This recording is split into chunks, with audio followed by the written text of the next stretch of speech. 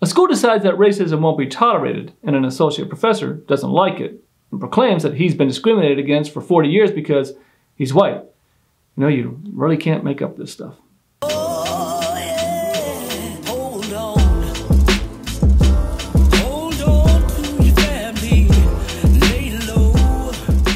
Jeffrey B. Burrell, an associate professor of electrical and computer engineering at Michigan Technological University, decided life was too hard as a white man in America and was going to make a quixotic stand against racism against him, which, it goes without saying, isn't a thing. He's demanding an apology and asking the university to end its anti-racism policies. This all came to light when MTU passed a resolution that criticized anti-blackness and systemic racism at the college and society at large. Of course, this is when Mr. Burrell lost it and sent a 2-page opus to the university senate claiming that he has been systematically discriminated against for 40 years for being a white man. What does the resolution say? Well, it explicitly and loudly denounces white supremacy, anti-blackness, systemic racism, sexism, homophobia, transphobia, ableism, fat phobia, and other oppressive and intolerant behaviors, actions, and speech.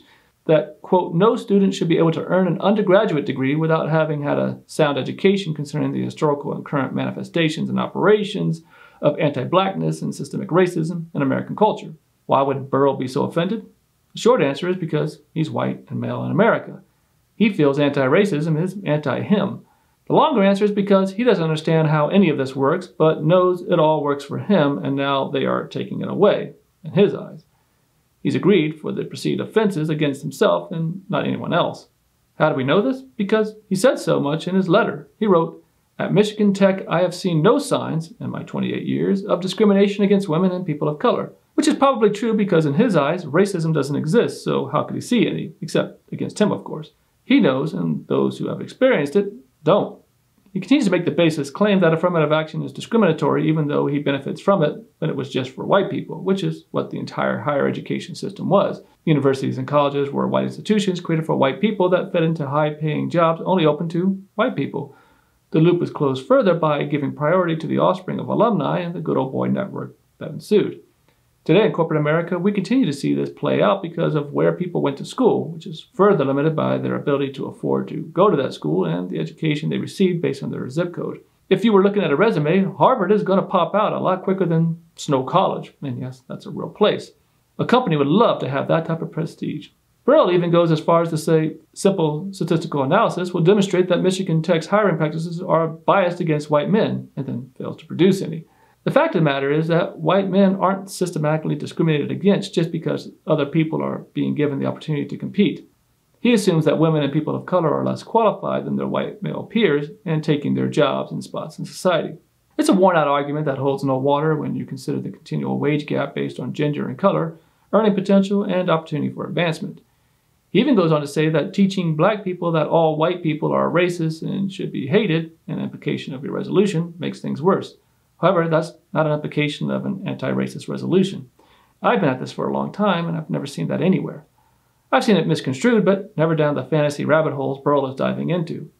Teaching a complete history that reflects all of the narratives is not an attack against white people. Not telling the entire history is a disservice to all people and creates white men like Burrell who are surprised to learn that other histories exist where he is not superior. Clearly, he's agreed for not getting hired for a job because a woman got it instead. All this according to his letter. And that he's not applying for an interim department chair because it would require him to support something he feels is wrong, the discrimination against him. Burrell clearly sees himself as a self-proclaimed martyr for whiteness as he expects retaliation from the school, but he's doing this because it's so important for humanity and Michigan Tech. And that his expectation of said retaliation is a reflection of the hostile environment he faces as a white man at Michigan Tech. A lame attempt at a self-fulfilling prophecy. The letter continues with stories of other people's stories from other people of discrimination against them because they are white, which has no source and no context, but must be true because it matches exactly what he thinks is happening. Burrell concludes with a quote from Dr. King's I Have a Dream speech because, of course, it's part of the speech every white person uses to prove their point that because everyone is being treated equal, that it must be that he is not.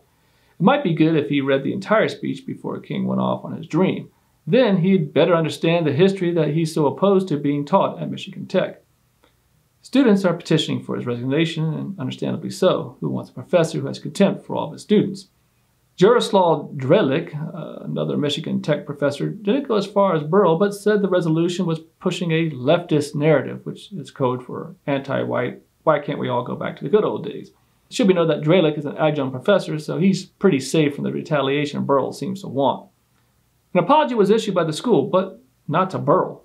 The university president, Richard Kobeck, wrote to the students, "As president of Michigan Tech, I apologize to those of you who have been hurt, and I want you to know that it's important to me that you feel safe, valued, and heard here at Michigan Tech." Look, is there bias against white people? Yes, we all have bias. It's part of being human. Do individuals get discriminated against because they are white? Sure. It would be naive to think that doesn't happen. Is it systemic? No. That's just absurd on so many levels. Equal rights is about making sure everyone enjoys the same rights, and that's not by taking them away from someone else.